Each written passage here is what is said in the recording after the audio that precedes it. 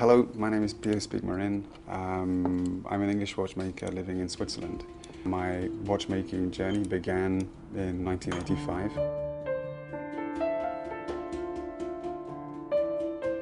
I visited a very kindly careers teacher who literally took a dossier out from the bottom of a cupboard, blew the dust off of it and said, "This might be interesting for you." And it was the prospectus for Hackney Technical College. From a very early age, I actually found something which fitted. And to this day, I'm very grateful for that. I always wanted to get out of England. That was one of my driving. I always wanted to travel. One of the very early reasons why I got into watchmaking was that I knew that if you are a qualified watchmaker, then there's actually positions pretty much anywhere in the world.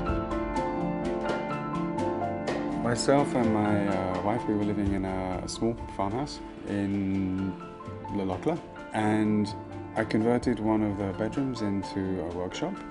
So I had the basic knowledge, I had the tooling, and I had the motivation to be able to make my own piece. So I wanted to prove to myself that not only was I a watchmaker per se, somebody who could actually make watches, but could also make a construction and make something which on a design level was aesthetically pleasing. It had to be a pocket watch because that's really where I came from. I wanted to be a tourbillon because it was something which is complex, but there's an animation, it's visual. The pocket watch ended up becoming known as the foundation watch because every element of the DNA which organically developed in this watch, then I took and I used in the wristwatches to produce the very first collection. When I started it, I knew technically how the wheels were going to be located, how the cage was going to be made, but aesthetically I didn't really have an idea of what it was going to look like. And it really did develop over, I don't know exactly how long, but it was over a 2-year period that the piece was actually born. I have the Piccadilly case. It's not the name of a model, but it's very much the name of that style of case. And all of my wristwatches are carried inside of this particular case.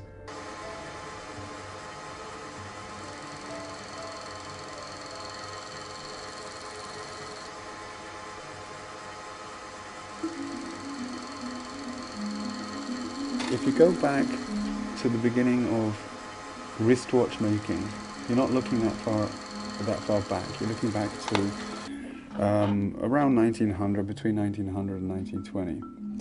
Back in that time, everything that was being done in wristwatches, it was being done for the first time.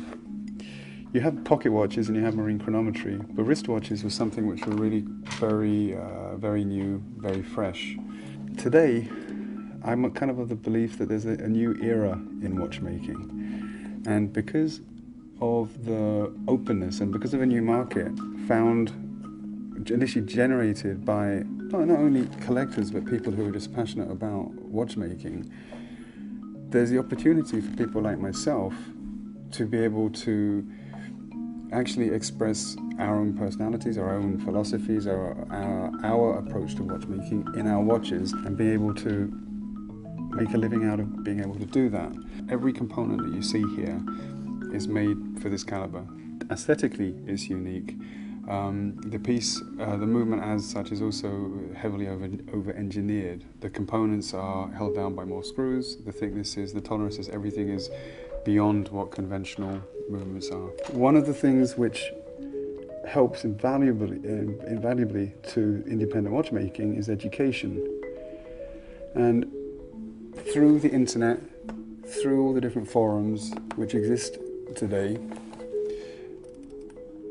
the amount of knowledge which is in the marketplace is stronger and more pertinent than it ever has been in history.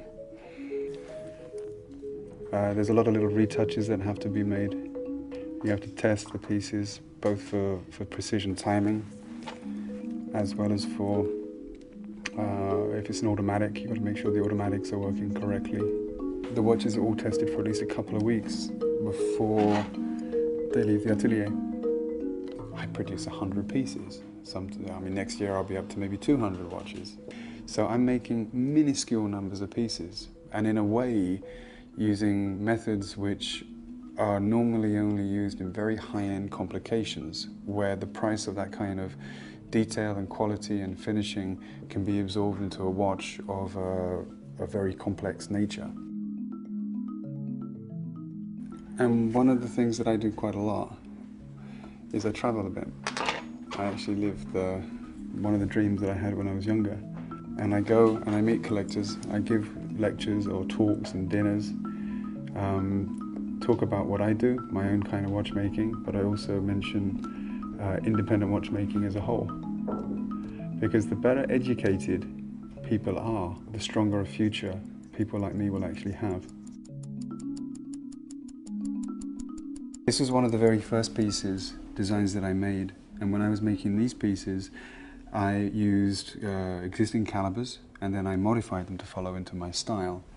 There's a philosophy behind all of the watches which is linked to their volume and their size, which is for strength. If you make something which has a certain substance to it, then it has more strength than something which is incredibly fine. This is actually the last watch, or the last of a series I made, which I designed, the movement I designed for Harry Winston. So I actually took a caliber which existed and I completely remodeled it, design-wise as well as technically.